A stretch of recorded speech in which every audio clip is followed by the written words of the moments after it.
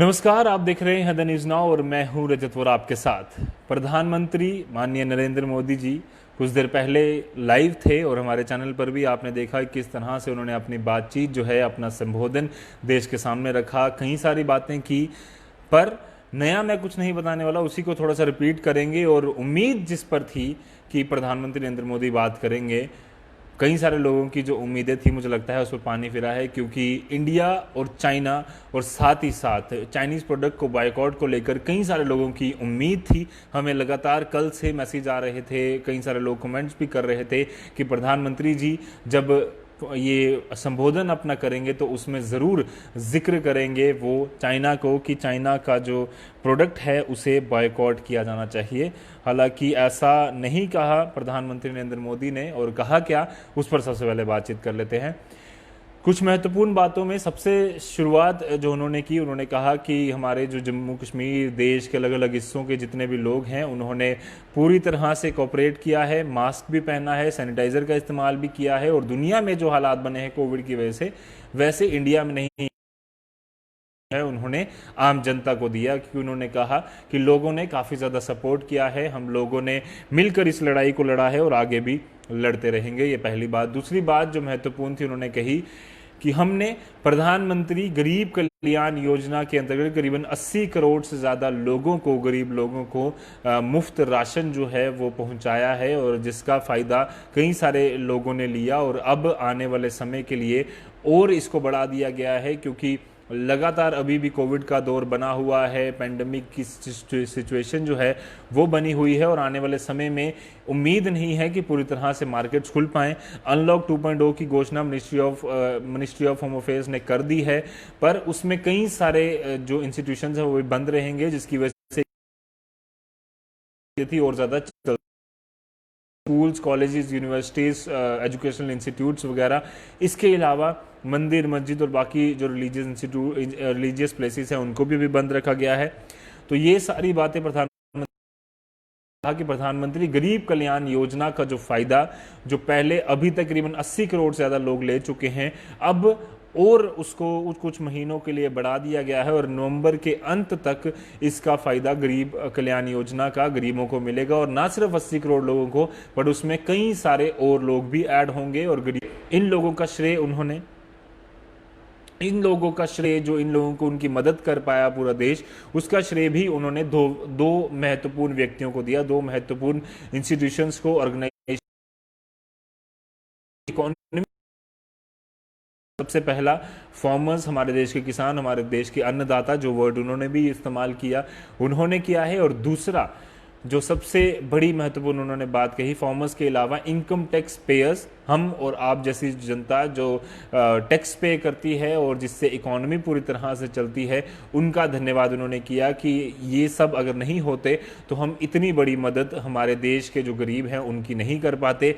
कई सारी और स्कीम्स जो हैं वो प्रधानमंत्री नरेंद्र मोदी के कार्यकाल में शुरू हुई और वो चल भी रही हैं, जैसे प्रधानमंत्री आवास योजना, इसके अलावा जो उज्ज्वला योजना है या बाकी अलग योजना है। कई सारे प्रयास प्रधानमंत्री नरेंद्र मोदी की गवर्नमेंट ने किए हैं और कहीं ना कहीं उनको फ़ायदा भी हुआ है।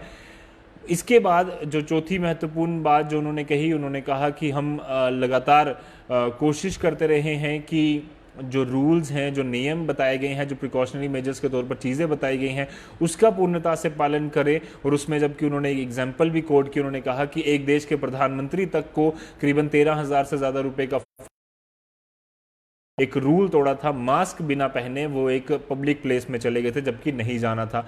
उन्होंने कहा कि चाहे वो प्रधानमंत्री हो, चाहे देश का एक गरीब व्यक्ति हो, चाहे फार्मर हो, चाहे इनकम टैक्स पेयर हो, कोई भी हो, उसके लिए नियम एक बराबर होने चाहिए। और हमारे देश की जितनी भी पुलिस हैं, जितनी भी एडमिनिस्ट्रेशन है, वो इसको सुनिश्चित करे कि हर जो व्यक्ति है वो पूरी तरह से इनका पालन करे, इन नियमों का पालन करे। और यही एक हमारे पास सोल्यूशन है, ताकि अगर हमें कोविड-19 से बचे रहना है तो ये चार चीज़ें महत्वपूर्ण उन्होंने कही, जिसमें उन्होंने कहा कि हम प्रधानमंत्री गरीब कल्याण योजना का जो फ़ायदा है वो नवंबर तक करेंगे, जिसमें ऑलरेडी काफ़ी पैसा लग चुका है और आने वाले समय में 90 लाख करोड़ के आसपास जो है वो लगने की उम्मीद, 90,000 करोड़ के आसपास लगने की उम्मीद है।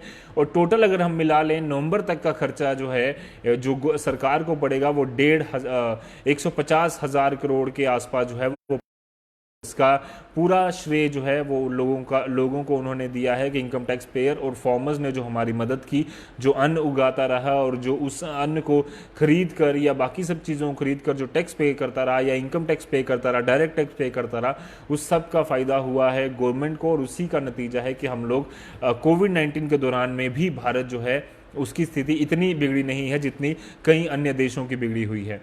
जाते जाते उन्होंने ये मैसेज ज़रूर दिया कि आप प्रिकॉशनरी मेजर्स के तौर पर जो चीज़ें बताई गई हैं उसका पालन करें, चाहे वो गमछा पहने जैसे प्रधानमंत्री नरेंद्र मोदी खुद पहनते हैं, या इसके अलावा जो स्कार्फ कहा जाता है, इसके अलावा मास्क पहनिए, फेस कवर पहनिए, फेस शील्ड पहनिए, पर इन सारे नियमों का पालन ज़रूर करें। जाते जाते सिर्फ यही बात करेंगे कि इंडिया और चाइना को लेकर प्रधानमंत्री नरेंद्र मोदी ने कोई बात नहीं की है। काफ़ी बड़ी उम्मीद थी कि बॉयकॉट चाइना को लेकर प्रधानमंत्री नरेंद्र मोदी खुद मैसेज देंगे, क्योंकि प्रधानमंत्री नरेंद्र मोदी का कार्यकाल की अगर हम बात करूं तो 6 साल से ज़्यादा हो चुके हैं और लगातार कोई भी बात प्रधानमंत्री नरेंद्र मोदी जब अपना संबोधन करते हैं, कोई मन की बात हो या फिर टीवी पर आकर करते हैं, तो ये चलन एक देखा है कि पूरा इंडिया उसको फॉलो करता है। या बात करें हम 22 मार्च को जो एक संबोधन किया गया था जिसमें कहा गया कि एक जनता पूरी तरह से लोग का पालन किया, अनलॉक में जो बातें बताई गई हैं उसका पालन किया, प्रिकॉशनरी मेजर्स के तौर पर जो चीज़ें बताई गई हैं उसका पालन किया, तो लोगों को उम्मीद थी, कई सारे लोगों को, ट्रेडर्स को भी, कि प्रधानमंत्री नरेंद्र मोदी खुद कहेंगे कि चाइना के प्रोडक्ट्स को बाइकआउट करो। वो प्रधानमंत्री नरेंद्र मोदी ने यहाँ पर नहीं कहा है। अभी एक तरफ लगातार इंडिया चाइना के बीच डिप्लोमेटिक एक बातचीत भी जो है वो चल रही है एक तरफ से, दूसरी तरफ से इंडिया और चाइना के बीच में ये भी दौड़ चल रही है कि इकोनॉमी किसकी अच्छी है, और इंडिया जो है पूरी तरह से कोशिश कर रहा है कि उसको अपने पॉकेट से, उसको अपने जेब से, उसको अपने वॉलेट से मात दे, और उसी की तैयारियां लगातार चल रही हैं। जम्मू के ट्रेडर्स ने भी चाइना से प्रोडक्ट मंगवाना जो है वो कम कर दिया है। लोगों के कहा गया है कि आप ज़्यादा से ज़्यादा इंडियन प्रोडक्ट खरीदिए या चाइना के अलावा किसी और देश का प्रोडक्ट खरीद लीजिए, बस चाइना का मत खरीदिए।